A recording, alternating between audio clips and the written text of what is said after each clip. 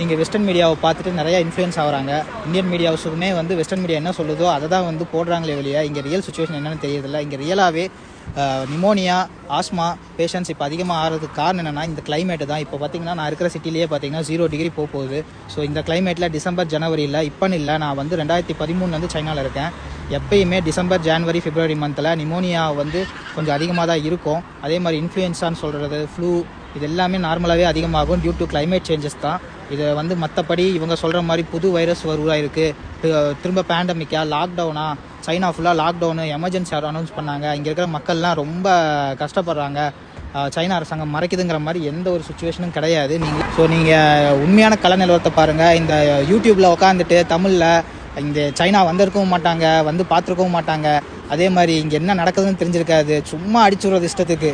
ஏன் இப்படி பண்ணுறீங்கன்னு தெரியல. ஏன்னா நீங்கள் சொல்கிறத தான் அங்கே இருக்கிற மக்கள் நம்புகிறாங்க. அங்கே இருக்கிற எங்களோட குடும்பங்கள் ஆகட்டும், இங்கே தமிழ் மாணவர்கள், இந்திய மாணவர்கள் படிக்க வந்தவங்களாகட்டும், எல்லாருமே வந்து அவங்க ஃபேமிலியில் பயப்படுறாங்க. நீங்கள் அங்கே போடுற தேவையில்லாத தகவல் கொடுக்குறதும், அதே மாதிரி யூடியூப் கிடச்சிருச்சு நம்ம தான் பெரிய இது அப்படின்னு நினச்சிட்டு போடுற வீடியோஸை நம்பி அவ்வளோ எங்களோட ஃபேமிலிஸும் பயப்படுறாங்க. இங்கே ரியல் சுச்சுவேஷன் பேடாக இருந்துச்சுன்னா நாங்களே வந்து பேடாக இருக்குன்னு நாங்களே ரிப்போர்ட் பண்ண போகிறோம். நான் இத்தனைக்கும் ஒரு மெடிக்கல் ப்ரொஃபஷன், நான் இங்கே தான் வேலை செய்கிறேன். எனக்கே வந்து பயத்தை உருவாக்குறாங்க. ஏன் இப்படி பண்ணுறீங்கன்னு தான் தெரியல.